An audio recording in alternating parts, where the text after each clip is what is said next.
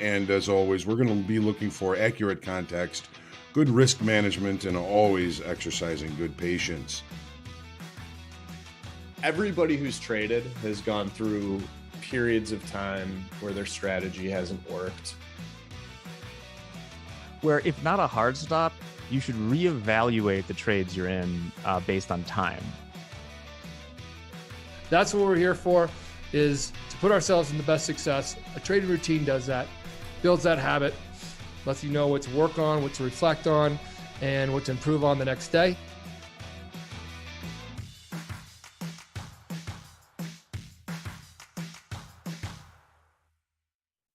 Hello, everybody. Welcome to the Coach's Playbook. It's Tuesday, June 21st. Dan is out today, but I'm joined by Mick and Hogue. How you guys doing? Very well, thank you. How are you, Jack? You know, I am doing actually just dandy right now. And I'm excited about today's topic. We'll get to your shout out first, Mick. But just to give you a sample of what we're going to be talking about today, is Mick came up with this concept of separating your trading from your desire to make money, which I think is an important distinction to make. So speaking of which, Mick, little desire to make money. I hear you have a pretty good shout out today. I do. Big shout out to Glenn Wellman, up $7,900 on the day, trading the S&Ps. So that's a really, really nice day. Very happy for him. Yeah, especially because when you brought that up, we were kind of chatting before we went live here, is you said that someone was up that amount of money today, and Hogue and I both kind of went like, what are they doing?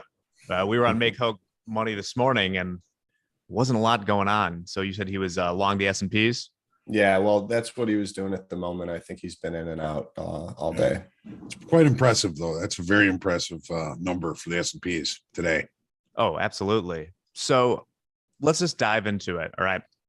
We talk a lot about how trading should be about process more than anything else. And you can't think about things purely in terms of the money. So Mick, since this is your kind of baby here, why don't you start by telling us a little bit about how you feel about separating your trading from your desire to make money? Thank you. Yeah, it's very important. I mean, we are all here to make money in this business, period. We want to make money. However, making money, Hogue, I'm going to give you a little shout out here. I've always heard you say that, the money is a byproduct of good trades. And the concept of separating your desire to make money from your trading is very important in a number of different ways. I know many traders early on, you'll look at your P&L for the day, you'll look at your account balance, you might be finding yourself trading your P&L basically, which is, I'm up 700 now. You're not really thinking about what the market's doing so much. You just want to increase that number, 800, 900, 1,000. You give some of that back, then you want to get back up to that 1,000 P&L mark. We have to look at the markets when we're trading, not our P&L in most cases. And separating your trading from that desire to make profits is important because your trading is what I said generates your profits, but treating things as a business. And, if you are trading just off the desire to make money, you are going to have a hard time taking a loss, cutting things off when you're wrong, and you should. You're also going to have a hard time locking in profits too, because you get up to a nice big number on your P&L and you want to just wait for it to, hit that next $1,000 mark. I'm up $2,000, let's make it 3. I'm up $3,000, let's make it 4. And so if you're just trading off your desire to make money, you are not going to make the smart, informed decisions based off of predetermined risk before you put the trade on, or managing your risk as you're watching what the market's doing. One thing I think about when the desire to make money, it translates to hope a little bit, and hope's an emotion. We always hope we don't take a loss. We hope we make money, and you really shouldn't be bringing that emotion into your trading. You need to look at what you see. You need to execute on what you plan, and your outcome is going to be, and I'm not talking about just in a single day. This spreads out over the course of a week, a month, a year. Your outcome is going to be the result of whatever decisions you made. So trying to find good trades. Another thing, John had said, and he'd heard from other people, it's all about making good trades, and then the good things come from that. You're not going to make good trades if you're basing your trading off your desire to make funds. And it's, that's kind of what I wanted to speak to on this topic. Yeah, I like what you said there. We're clearly not in the business of hope, but you did mention treating things like a business. And when you look at good businesses, for instance, don't care purely about the bottom line. Yes, there are things that you have to worry about, sort of like your puke limit in trading. You need to know where that is, right? You can't be going past that. But when I think of any sort of business I admire or someone doing that, they're trying to make a good business. They're trying to make their customers happy. They're trying to make the experience what they want. And a byproduct of that is the money. When I think about bad businesses, we've all been them, or we've been to them. Maybe we've worked for them when we were younger and stuff like that. I always think of everything being purely driven by dollars and cents, and every decision, can we use the 1-ply toilet paper, right, to save a couple bucks, stuff like that. Sure. Yeah, you'll probably make a little bit of a better profit there, but like at what cost? You're never going to be expanding or getting better or things like that. To bring it back to trading, when you start getting too caught on the, nickels and dimes, you either fall into hope where you're trying to go too far, or you're cutting winners way too soon, not following it that way because you just want to lock something up like that. Been there before. Yeah. Most of the best traders professionally that I knew would close their P&L monitor. They'd have their positions up, but they would just close that little spot on the risk board where they could see their P&L. Intrinsically, kind of where it is, but they would not look at that number at all, unless you were getting close to a place where you knew you had to like liquidate or things like that. But they just all focused exclusively on what is my trade, what is my position, what is the best way to manage this position right now based on the market.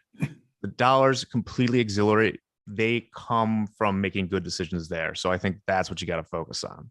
And I saw Hogue nodding along, so I'll let you jump into the fray. Sure. Excellent comments on both. And the idea that the profits are a byproduct of making good trading choices is not mine.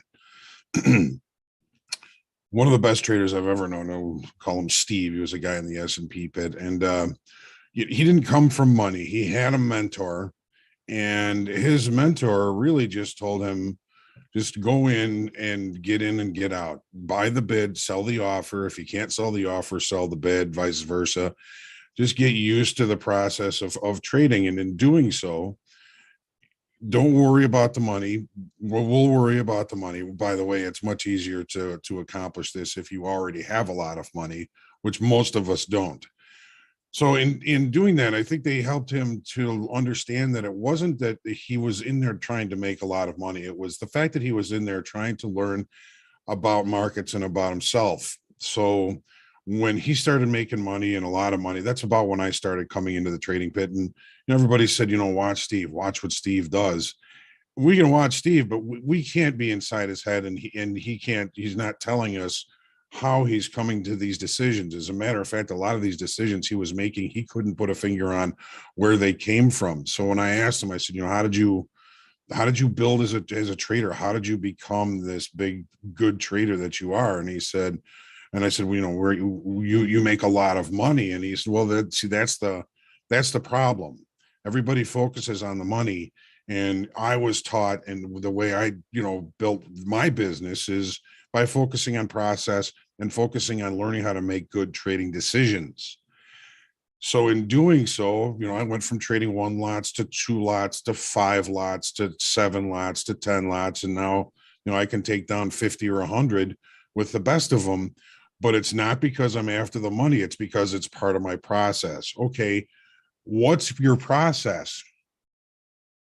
I don't know. I can't tell you. At that point, it was so intuitive to him that he couldn't really put a finger on the things that he was sensing and feeling in the marketplace that had become secondary functions. He didn't have to think about them so much anymore, as much as just feel them and react to them, which is someplace I wish for every trader, but most of us aren't going to get there. I figure there's novice traders, there's new traders, and then there's journeyman traders. And most of us are going to be journeyman traders our whole life. We're going to struggle. We're going to have good periods. We're going to have bad periods. It's all in managing the bad periods, limiting the amount of risk that you're taking by trade and over time, and then maximizing the good periods. Somebody who is truly focused on market-based information, on what the market is telling them, and this has always impressed me because I'm not that good at it, is somebody who can be short higher, let the market fall, let the market come back up a little bit, and add to that position. To me, that's somebody who's really not focusing on the dollars and cents, like what they've already got made in the trade, and is it going to get taken away? That's somebody who is saying, this market is in this condition, it's in this context. The right thing for me to do is to leverage into this position as the market continues to go lower and then come back up. That's just a downward trend. Recognizing it and being able to make that decision to leverage into that is how you can put up these huge days. It's amazing to see, like, people that are really on top of their game. It's amazing to see them trade. And you're right that it does have to be their process, and you may not know what it is, but they have spent so much time. You talk about how they say they don't know. It's that they have spent so much time looking at the market. They've spent so much time looking at the order flow, how things coming in. They're getting that sixth sense for doing it. And you got to learn that stuff yourself eventually and have your process, because I've sat next to really, really good traders, people that had huge years, and they were on my P&L monitor. So I could see exactly what they were doing. And I could not do what they were doing, right? Like, even if the answer is right there for you, you got to be that intuitive and kind of just be on the perfect timing, know when to peel it back, stuff like that. It's just something that you got to find out for yourself. Mick, I saw you were starting with something. I wanted to go back to John's example and kind of break it down for the viewers. John, you had mentioned trader goes short, it goes in their favor. Then it comes back towards their average price where they would add more to it. The whole idea around that, I mean, it's one, you put the trade on, you got some confirmation that, it's moving in your favor. Markets always go up and down. As much as we want them to go in one way or the other and never look back, it's just not realistic. If you look at any chart from 1 minute to a weekly chart, there is price bar overlap. So the idea of getting a little confirmation from where you put your trade on, it goes in your favor, then it comes back to your average position, you're still in a winner. And, you always want to be adding to winners and not adding to losers. But you go short, it goes in your favor, pulls back. You add a little bit, you're getting in at a good price, a good trade location, instead of going short and then adding to it by selling new lows.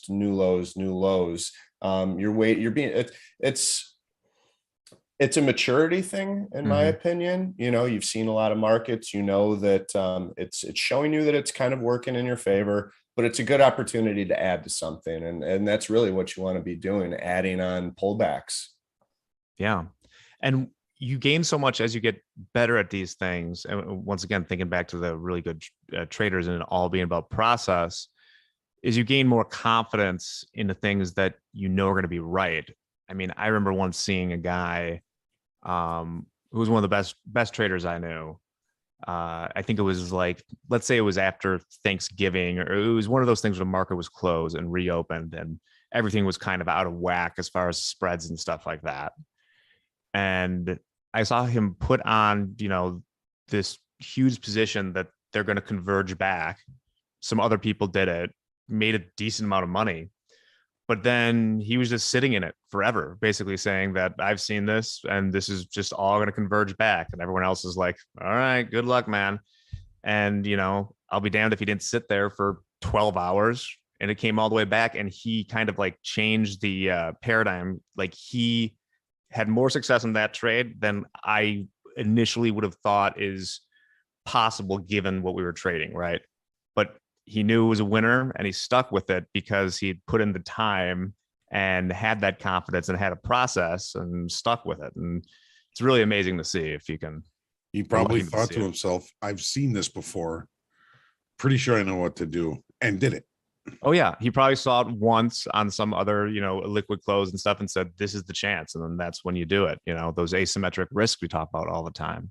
Mhm. And especially with those asymmetric risks, like the title of the episode is just think of the process, because, the dollars and stuff like that, the really big trades, you probably won't day trading see like a, once in a generation trade, but I think like the Big Short or something like that, it's having the confidence to be like, okay, this is happening. You still need your risk management and stuff, but you can't be thinking about the dollars in a big trade like that, especially with the winners. You just got to be thinking about, is my hypothesis still valid?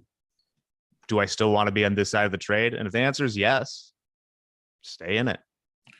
A lot of times, the easiest way to get tricked out of your strategy or your trading plan is to be down money. I mean, how many times have we been down money and had our switch flipped and just freaked out and blown up an account? I know I've done it, and I'm pretty sure most of everybody that's watching has done it.